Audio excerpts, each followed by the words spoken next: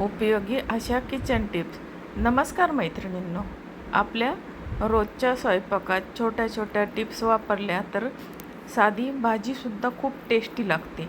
आज मी तुम्हाला अशाच काही अगदी उपयोगी किचन टिप्स सांगणार आहे, ज्यामुळे भाजी, आमटी, उसळ आणि रोजच्या जेवणाची चव दुप्पट वाढेल. या टिप्समुळं मुलंसुद्धा आवडीने जेवतील, म्हणूनच व्हिडिओ शेवटपर्यंत नक्की बघा. आता सुरू करूया आपण अगदी उपयोगी अशा किचन टिप्स या व्हिडिओला. तर आता आपली पहिली टिप आहे बेचव भाज्या टेस्टी बनवण्यासाठी. आता ह्या भाज्या कोणत्या? तर भोपळा, घोसाळे, दोडका अशा काही भाज्या असतात की ते मुलांना बिलकुल आवडत नाही. मुलांना काय, मोठ्या माणसांनासुद्धा या भाज्या आवडत नाही. मग अशा वेळी काय करायचं? फोडणीमध्ये थोडीशी मेथी घालावी आणि भाजीमध्ये सांबार मसाल्याचा वापर करावा, ज्यामुळे भाजी अगदी टेस्टी होते आणि मुलं अगदी आवडीने खातात. त्यामुळे भाजीची चव पण खूप छान लागते आणि मुलंसुद्धा आवडीने ते खातात. तर आता आपली दुसरी टीप आहे आता उसळीला हॉटेलसारखी चव आणण्यासाठी उसळ बनवताना त्यामध्ये थोडंसं खोबरं, लसूण आणि लाल मिरची याची चटणी तयार करून घालावी, की यामुळे उसळीला अगदी हॉटेलसारखी झणझणीत आणि टेस्टी अशी चव येते. तर ही होती आपली दुसरी टीप. आता बघूया आपण तिसरी टीप कोणती आहे? की भाजीची चव वाढवणारी खास चटणी. आता त्यामध्ये काय, जवस, कारळ आणि पांढरे तीळ हे भाजून त्याची चटणी करून ठेवावी. ही चटणी कोणत्याही भाजीमध्ये 1-1 चमचा घातली तर भाजीची चव खूप छान होते आणि मुलांच्या पोटामध्ये सुद्धा अशा प्रकारचे पौष्टिक पदार्थ जातात. जव, कारळ, पांढरे तीळ हे मुलं बिलकुलही खात नाही. मग ही चटणी 1-1 चमचा टाकली तर ते मुलांच्या पोटामध्ये सुद्धा जाते. आता आपली चौथी टीप आहे की साध्या भाजीलाही द्या खास टेस्ट. आता कधी काय होतं, मसालेदार भाजी खायचा खूप कंटाळा येऊन जातो. मग अशा वेळेस काय करायचं? लवंग, मिरे, दालचिनी आणि तमालपत्र याची पावडर करून ठेवायची आणि ती भाजी करताना लसूण पेस्ट आणि ती पावडर वापरून साधी भाजी करायची. ही भाजीसुद्धा खूप सुगंधी आणि टेस्टी अशी लागते आणि भाजी वेगळी खाल्ल्यामुळे तोंडालासुद्धा थोडीशी चव येते. तर आता बघूया आपली पाचवी टीप. आता पाचवी टीप कोणती आहे? की मुलांना कढीपत्ता खाऊ घालण्याची ही सोपी ट्रिक आहे. आता बऱ्याच मुलांना कढीपत्ता खायला आवडत नाही. ते कढीपत्ता टाकला तर ते कुरकुर करतात आणि तो बाजूला काढून टाकतात. मग अशा वेळी काय करायचं? आपण जे वाटण तयार करतो त्यामध्येच कढीपत्ता वाटून घ्यायचा, ज्यामुळे भाजीची चवही वाढते आणि मुलांच्या पोटात कढीपत्ता सहज जातो आणि मुलांना ते समजतही नाही.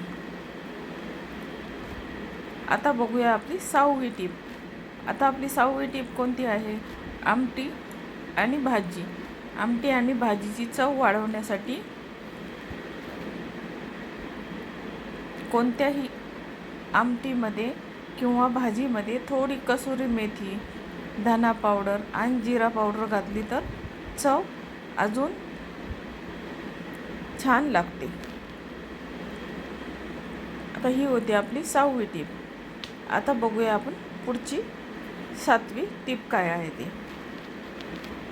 आता 7वी टीप आहे टोमॅटोची आंबट चव संतुलित करण्यासाठी. कधी आमटी किंवा भाजीमध्ये टोमॅटो जास्त आंबट होतात. मग अशा वेळी काय करायचं? त्यामध्ये अर्धा चमचा गूळ घालावा. यामुळे चव अगदी संतुलित आणि छान लागते. थोडीशी आंबट गोड अशी टेस्ट छान लागते भाजीची. आता बघूया आपली 8वी टीप. आता 8वी टीप आहे भेंडीची भाजी चिकट होऊ नये म्हणून भेंडी करताना त्यामध्ये थोडासा लिंबाचा रस किंवा आमचूर पावडर घालावी. यामुळे भेंडी चिकटही होत नाही आणि भाजी मस्त खमंग होते.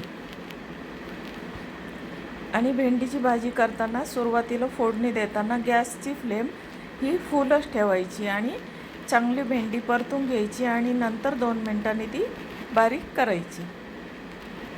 आता बघूया आपली 9वी टीप.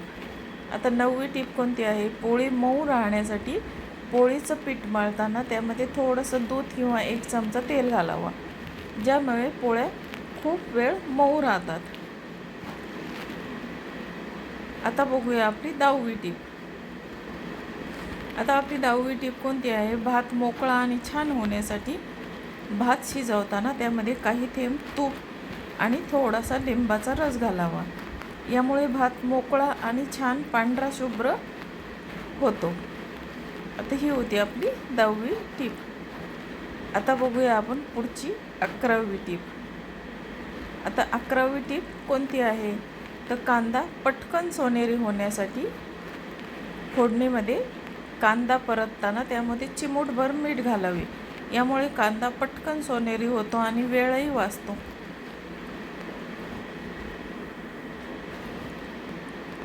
आता बघूया आपली पुढची 12वी टीप. आता 12वी टीप कोणती आहे? तर फ्रीजमधील कोथिंबीर. आता कोथिंबीर जास्त दिवस ताजी ठेवण्यासाठी कोथिंबीर धुवून पूर्ण कोरडी करून पेपरमध्ये गुंडाळून डब्यात ठेवावी.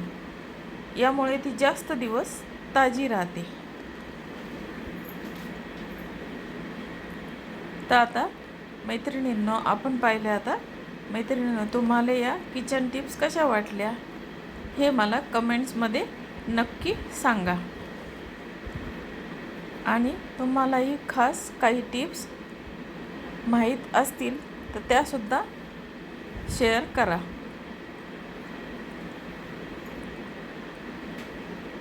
अशाच रोजच्या उपयोगी टिप्ससाठी माझ्या चॅनलला लाईक, शेअर आणि सबस्क्राईब करायला विसरू नका.